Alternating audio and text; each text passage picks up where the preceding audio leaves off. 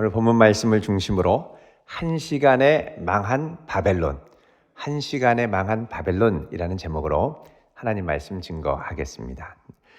지난주 미국의 월가에서는 한 투자회사에서 출시한 이 파생 상품이 지급 불능 사태가 발생하면서 커다란 피해가 일어났던 사건이 언론에 보도가 됐습니다. 이 사건을 촉발한 사람은 한국계의 1세대 펀드 매니저 중에서 가장 성공한 투자자로 이름을 날렸던 B 씨였습니다. 미국에서 가장 성공한 투자자 그러면 보통 워런 버핏을 이야기하죠. 그런데 미국에서 가장 성공한 한국계 투자자라고 하면 이분을 꼽습니다. 그는 미국에서 이 헤지 펀드의 대부라고 손꼽는 이 줄리언 로버트슨이라는 분의 수제자로도 잘 알려져 있습니다. 그가 이 TRS라고 하는 이 파생 상품을 만들어서 무려 이제 레버리지, 5배의 레버리지 수익을 추구하는 아주 고위험, 고수익 상품을 운영했습니다. 그러니까 5배의 레버리지라고 하면 5배의 빚, 내가 갖고 있는 원금보다 5배의 빚을 내서 이제 상품을 투자하는 것이죠. 그가 빚을 낸 규모가 우리 돈으로 하면 56조 원 정도로 알려져 있습니다.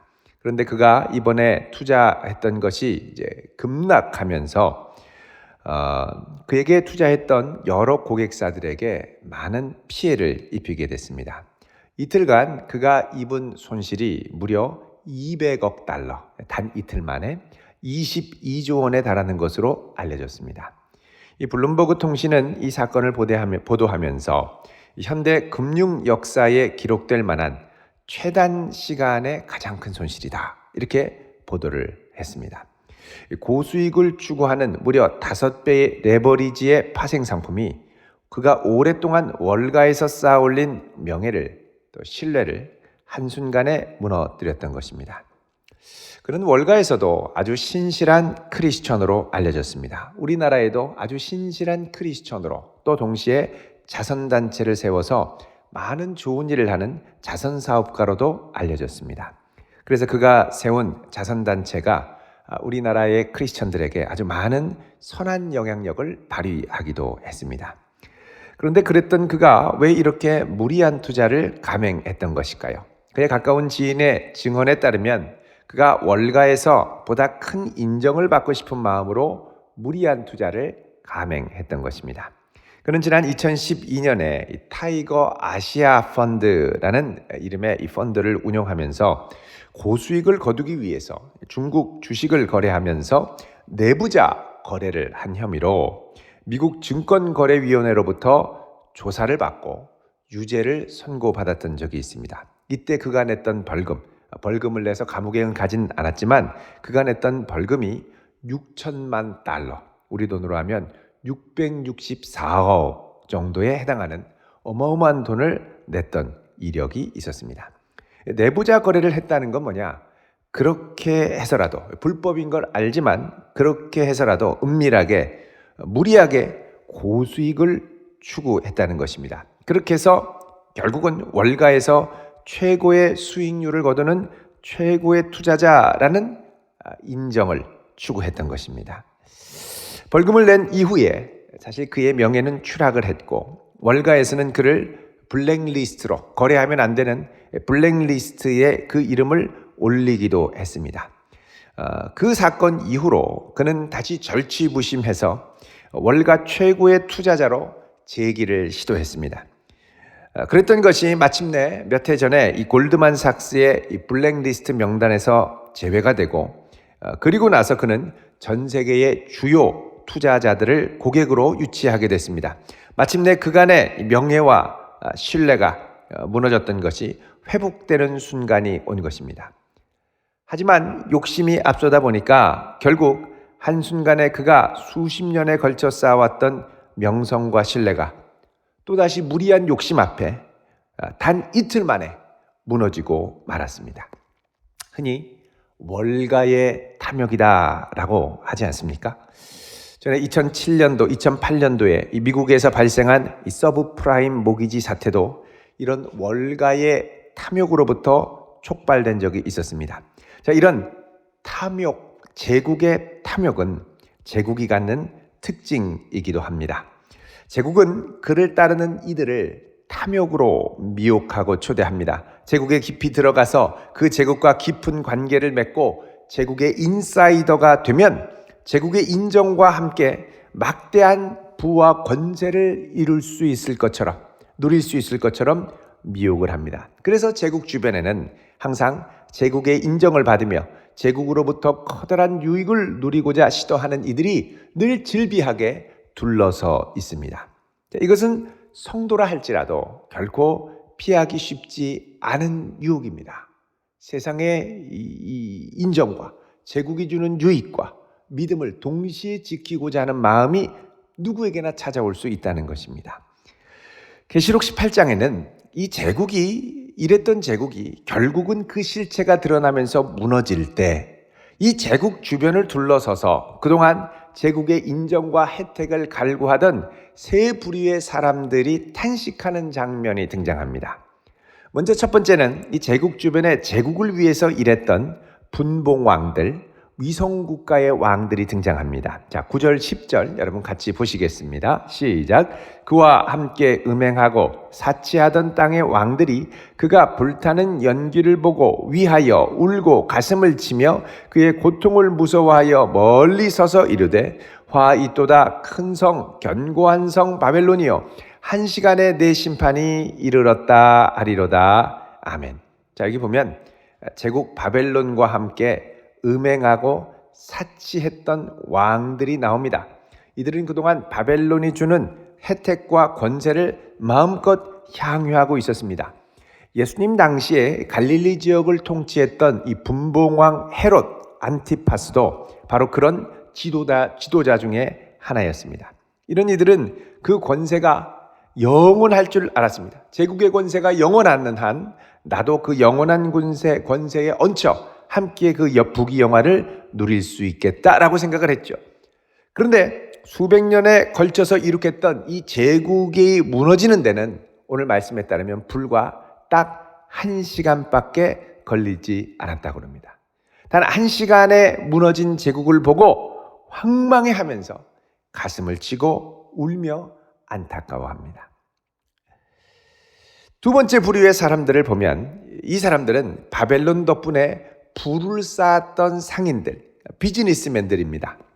15절부터 17절 앞까지 보면 바벨론으로 말미암아 치부한 이 상품의 상인들이 그의 고통을 무서워하여 멀리 서서 울고 애통하여 이르되 화이또다 화이또다 큰 성이여 세마포 옷과 자주 옷과 붉은 옷을 입고 금과 보석과 진주로 꾸민 것인데 그러한 부가 1시간에 망하였도다. 자, 여기 이 상인들이 보면 바벨론으로 말미암아 치부, 부를 쌓았던 사람들이었습니다. 자, 이들이 바벨론의 멸망을 보면서 두려움에 사로잡혀 말합니다. 큰 성이요. 그동안 세마포 옷과 자주 옷과 붉은 옷을 입고 금, 보석, 진주로 꾸몄는데 1시간에 망했구나. 자, 그동안 이 상인들은 이 바벨론에게 세마포 옷, 자주 옷, 붉은 옷, 아주 명품 옷들이 있죠. 그리고 금은 보석, 진주들을 많이 공급했었습니다. 오랜 시간 신뢰관계를 쌓고 많은 공을 들이고 제국 안에 많은 시장과 또 상인 네트워크를 만들었는데 이랬던 바벨론이 순식간에 1시간 만에 망한 것입니다. 이 바벨론이 아니면 이런 고급 상품들을 소화해 줄 시장이 없습니다. 이 시장이 무너졌으니까 이들로 함께 탄식하며 애통을 합니다. 이들을 위해서 사실 이 상인들은 짐승의 표까지 서슴없이 받고 그동안 활동해 왔습니다. 그런데 망한 거죠. 자, 세 번째 부류의 사람들이 있습니다. 이 세 번째 부류의 사람들은 바벨론 덕에 이익을 보았던 이 해양 운송에 관련한 사람들입니다. 여러분 17절 중반부터 19절까지를 보시면 이렇게 말씀을 합니다. 17절 중반에 모든 선장과 각처를 다니는 성객들과 선원들과 바다에서 일하는 자들이 멀리 서서 그가 불타는 연기를 보고 외쳐 이르되 이 큰 성과 같은 성이 어디 있느냐 하며 티끌을 자기 머리에 뿌리고 울며 애통하여 외쳐 이르되 화이또다 화이또다 이 큰 성이여 바다에서 배부리는 모든 자들이 너의 보배로운 상품으로 치부하였더니 한 시간에 망하였도다. 자, 여기도 보면 한 시간에 망한다고 합니다. 여기 해운 운송에 관련한 사람들이 등장을 합니다. 17절 중반에 보면 모든 선장, 각처를 다니는 선객들, 선원들, 바다에서 일하는 자들 이렇게 등장을 하죠. 자, 여기 선장이라고 그러면 배 운송에 책임을 지는 사람입니다. 선객은 배의 주인, 선주를 말합니다. 이 선주는 선장을 고용하기도 하고 때로는 선장이 선주로부터 배를 임대하기도 합니다. 또 거기에는 이제 마기스테르라고 불리는 선원을 태웠는데 이 마기스테르는 화물과 여객 운송 계약을 체결하고 또 선박에 파손된 부분을 항해 후에 수리하고 또 운항에 필요한 용품들, 음식들을 조달하고 또 운임을 관리하는 총관리 사무장 역할을 했었습니다. 그런데 그들이 모두 한순간에 바벨론이 무너지고 그 위로 연기가 타오르는 것을 보면서 탄식을 하지요. 이 큰 성과 같은 성이 어디 있느냐 그러면서 티끌을 머리에 뿌립니다. 이건 이제 완전 망했다라는 절망의 표시죠.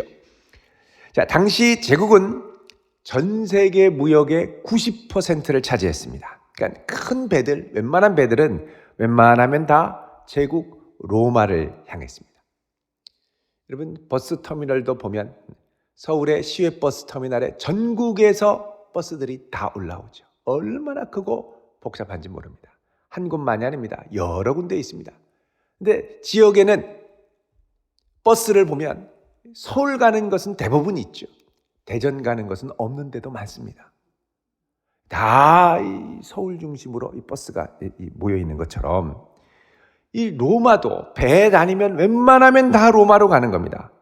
다 로마에 팔려고 가는 거죠. 이 세계 경제가 얼마나 화랑인지를 알아보는 이 주요 지표 중에 발틱 운임지수라는 게 있습니다. 가끔씩 신문에도 나오고 그러는데 영어로 BDI라고 그러죠. 발틱 드라이 인덱스 이렇게 얘기합니다. 이게 이제 영국 런던에 가면 이 발틱 해운 거래소라는 것이 있는데 여기서 발표하는 지수입니다. 해상 무역을 통해서 물건을 운반하는데 이게 무게 얼마당 어느 정도 들어가느냐 요걸 이제 매번 지표로 발표하죠. 만약에 경제가 활성화돼서 노는 배가 없이 운행이 많아지면 운임이 자연스럽게 올라가고 또 배가 놀고 운항이 없어지면 값이 떨어지게 됩니다. 따라서 이 발틱 운임 지수가 올라가면 세계 경제가 화랑이고 지수가 내려가면 불황을 나타냅니다. 오늘날 이 해상 운송 중에 이 비중이 제일 높은 게 원자재입니다.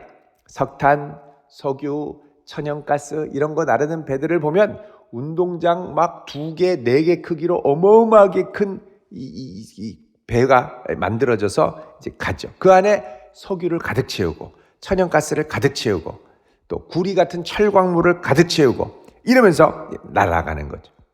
운송을 하는 것이죠. 자, 그렇게 운송을 하면 그만큼 원자재들을 들여와서 상품을 많이 그 나라가 만들어내려고 한다는 겁니다. 그만큼 이 해상 운송은 경제 활성화에 아주 결정적으로 중요한 부분이기 때문에 이 발틱 운임 지수는 경제 상태를 알아보는 바로미터로 아주 중요하게 작용을 합니다. 아마 그 당시에 발틱이 아니라 로마 운임지수, BDI가 아니라 RDI 뭐 이런 게 있으면 1세기 말엽에 로마의 그 운임지수는 역사상 수백 년 역사 동안 역사상 신고가 최고 높은 가격을 형성했을 것입니다. 그만큼 해운 운송이 크게 화랑이 일어났었습니다. 그 당시 로마에 집중된 인구가 전 세계 인구의 한 25에서 30%가 로마로 다 집중이 됐었습니다. 그 당시 전 세계 인구가 한 2억이면 2억 전후죠. 그러면 로마는 한 5천만 정도가 집중된 것으로 나옵니다. 여기 이제 식량을 공급하는 것만 해도 큰 일이었습니다. 여러분, 이 5천만의 인구를 먹여 살리기 위해서 로마 자체로는 곡식 생산이 모자라서 이걸 어떻게 했냐면 이집트에서 해마다 2,000부셀의 보리가 들어갔고, 이것도 모자라서 북아프리카 전역과 다른 지역으로 공급을 확대할 정도였습니다. 한 부셀 그러면 한 25리터 정도를 말합니다. 이렇게 해서 2천만 부셀이다 그러면 이집트 그 풍요로운 나일강 삼각주에서 나오는 이 보리 농사를 통해서 2천만 부셀 그러면 해마다 5억 톤의 보리가 로마로 들어갔다는 것입니다. 이 엄청난 식량을 배로 실어 나눴습니다. 뿐만 아니라 대리석, 상하, 온갖 외국의 특산물들이 다 배로 들어왔죠.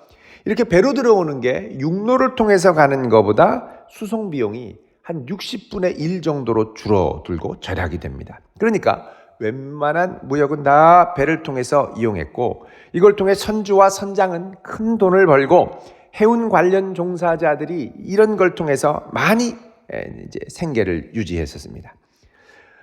고대로부터 르네상스 시대까지 남파당에서 지중해에 가라앉은 배들을 조사한 적이 있었습니다. 이거 조사해 보면 기원 후의 1세기 요한계시록이 기록됐던 그 전후로 로마 제국의 이제 최고 전성기였는데, 이때 침몰했던 배의 숫자가 가장 많다고 합니다. 또 선박의 규모도 가장 크다고 하죠.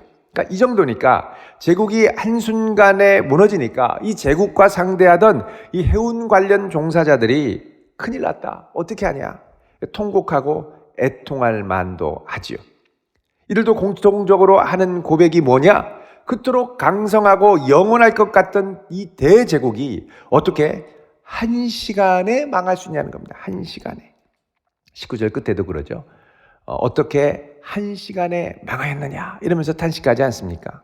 자, 이때 아주 힘이 센 한 천사가 나와서 큰 맷돌 같은 돌을 들어서 바다에 던지고는 말합니다. 21절 중반에 보면 큰 성 바벨론이 이같이 비참하게 던져져 결코 다시 보이지 아니하리로다. 자, 이제 바벨론은 하나님의 심판을 받아서 완전히 무너져 내릴 것이라고 선언을 합니다.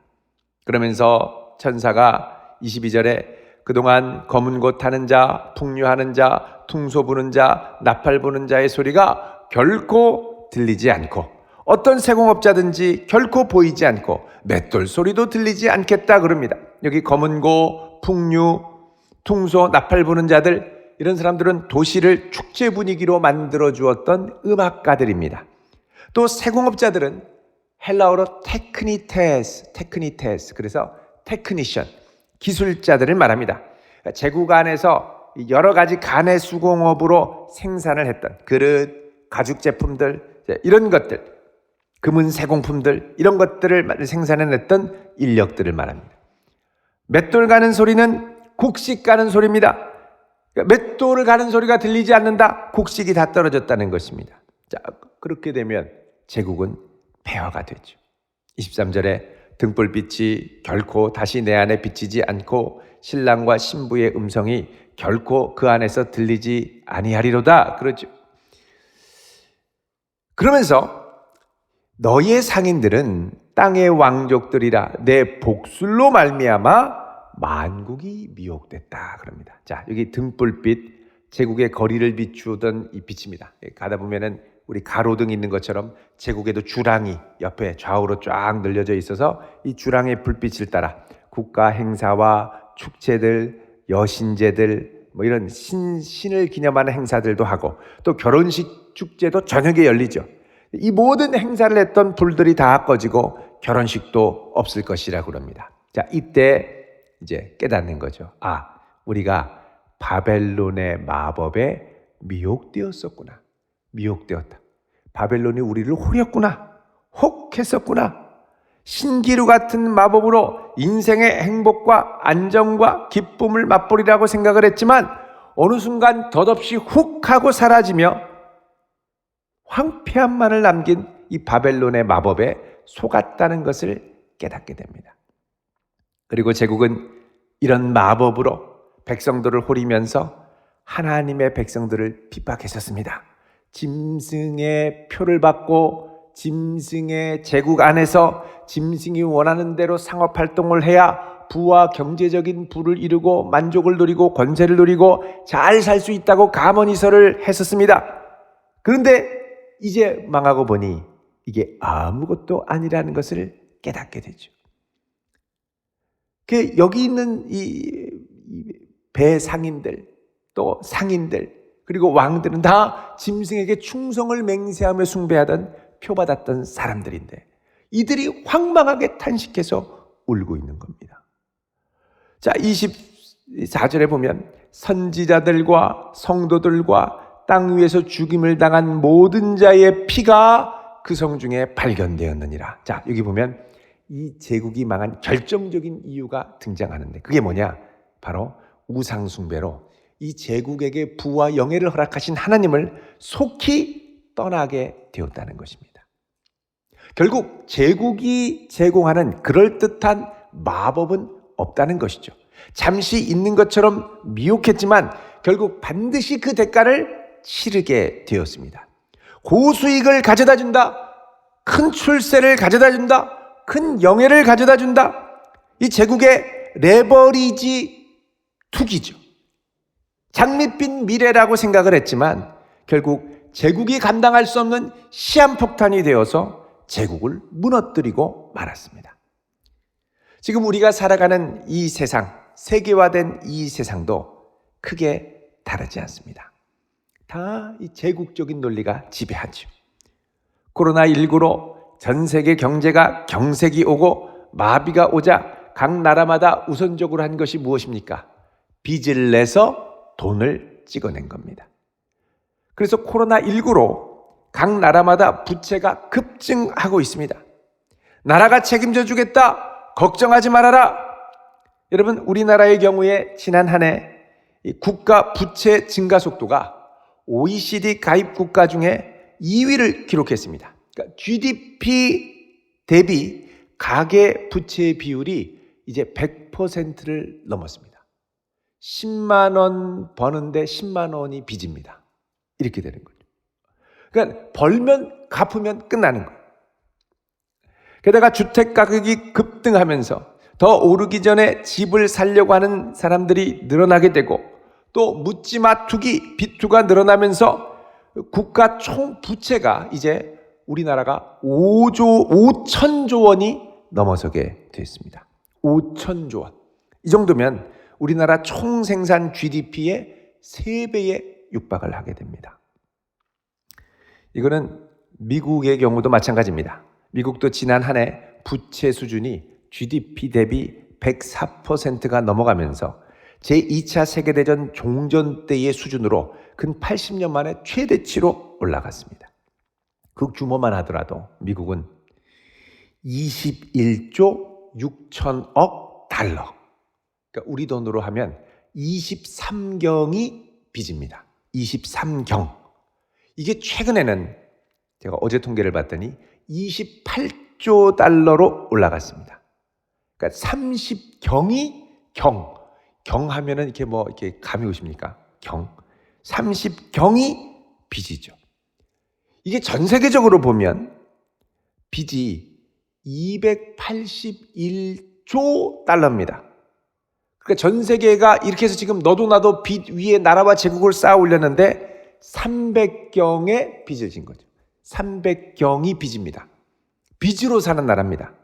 우리가 영광의 빛으로 나아가야 되는데 빚으로 자꾸 나가는 거죠. 빚으로. 천문학적 액수입니다. 이렇게 가다가는 정말 다음 세대에 우리가 물려줄 게 빚밖에 없게 됩니다. 근데 제국에서는 뭐라 그럽니까? 제국이 책임지겠다. 걱정하지 말라. 그런데 이게 결국은 부메랑이 돼서 제국의 시민들의 등 허리를 휘게 하고 어느 순간 작은 뇌관 하나가 터지면 연속적으로 막 연결이 돼서 지금은 막 전 세계의 경제가 연결돼 있죠. 다다다다다 터지면서 한 시간에 망할 수 있는 구조를 갖고 있습니다. 그러면서 제국의 백성들에게는 안심하라. 제국의 품에 와서 쉬어라. 수십 년 수백 년간 아무 문제 없었으니까 걱정하지 말아라. 그러다가 1998년 IMF 때 훅 하고 날아갔고 2007년도에 서브프라임 모기지로 한번 훅 하고 또 날아갔고 이제 이 어마어마한 이전과 비교할 수 없는 어마어마한 300경의 이 부채 앞에 전 세계가 어떻게 될지 모릅니다. 여러분, 바벨론의 영성은 지금도 전 세계적으로 꿈틀대며 여전히 살아있습니다. 이 시대 가운데 살아가는 성도의 인생은 제국에 전적으로 의지할 것이 아니라 여호와께서 세워주셔야 제대로 설 수 있음을 믿으시기 바랍니다. 시편 127편 우리 1절을 한번 보겠습니다. 898쪽입니다. 같이 읽습니다. 시작. 여호와께서 집을 세우지 아니하시면 세우는 자의 수고가 헛되며 여호와께서 성을 지키지 아니하시면 파수꾼의 깨어있음이 헛되도다. 아멘.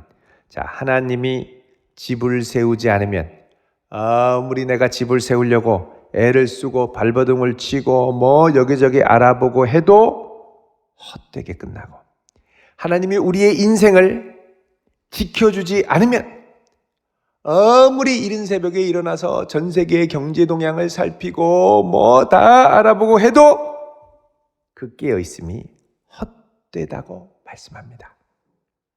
여러분, 성도는 이 세상 가운데 세상에서 형통하는 모습을 분별력 있게 바라볼 수 있어야 됩니다. 빚더미 위에 쌓아올린 사치와 형통을 부러워할 것이 아닙니다. 이거는 절대 끝까지 가지 못합니다. 혹 할 수는 있습니다. 끝까지 가지는 못하는 겁니다. 계속해서 무한한 부의 증식과 일확천금을 꿈꾸는 것이 대단한 것 같고 영속적일 것 같지만 결코 그렇지 않다는 거죠. 이게 부글부글 올라서 이 버블, 거품이 어느 순간 빵 하니 터지면 허망하게 사라집니다. 그동안 전 세계는 빚 위에 보글보글 버블과 거품을 막 쌓아 올렸습니다. 이게 시한폭탄이 돼서 이제 시한폭탄처럼 되다가 빵 하고 터질 날도 사실은 얼마 남지 않았습니다. 이제 막 터지기 시작합니다. 이제는 속히 정리하고 나와야 됩니다. 여러분, 4절에 보면 중반에 18장 4절 계시록 내 백성아 거기서 나와 그의 죄에 참여하지 말고, 그 다음 그가 받을 재앙들을 받지 말라. 자, 우리가 바로만 분별하면 이 재앙들을 피할 수 있다라는 것입니다. 그런데 그 탐욕, 그 논리 아래 계속 미련을 갖고 머물러 있다가 빵 하니 터지면서 그 재앙들을 함께 받게 되죠. 이제는 빨리 정리해야 됩니다. 힘들고 어려워도 하나님 편에 설 수 있기를 바랍니다. 우리는 제국 안에 살지만 제국 안에서 제국의 영광과 성공과 사치를 위해 부름받은 사람들이 아니라 하나님 나라의 영광을 위하여 그의 뜻이 하늘에서와 같이 땅에서도 이루어지도록 쓰임받도록 부름받은 사람들입니다. 그러니까 우리가 이 제국 안에 살지만 달려가는 방향 자체가 다릅니다.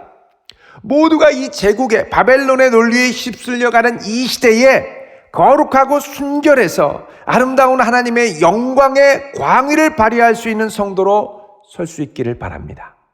결국 하나님께서 이 모든 불의를 바로잡고 의로운 성도들을 그의 거룩한 손으로 신원하여 주실 날이 오게 될 것입니다. 내 노력이 열매 맺으려면, 내 몸부림이 효과를 발휘하려면, 계속해서 결실하려면 하나님이 붙들어 주시는 것 외에는 답이 없습니다. 답이 없습니다. 잠깐 효과 있는 것 같죠? 몇 번 더 그러면 어느 순간 꽈당하고 넘어져 있습니다. 내가 잘 되는 걸 주변에서 봐주지를 못합니다. 더 큰 미혹으로 끌고 가죠. 여러분, 주님의 손길을 의지하여 이 마지막 바벨론이 미혹하는 이 시대에 흔들리지 않고 굳건하게 서서 나아가는 하나님의 백성 될 수 있기를 우리 주님의 이름으로 축원드립니다. 기도하겠습니다. 거룩하신 아버지 하나님, 이 어그러지는 세대 가운데 저희들을 주님의 자녀로 부르셨사오니 흔들리지 않고 끝까지 믿음의 주여 온전케 하시는 이인 우리 주를 바라보며 나아가게 하옵소서. 예수님의 이름으로 기도하옵나이다. 아멘.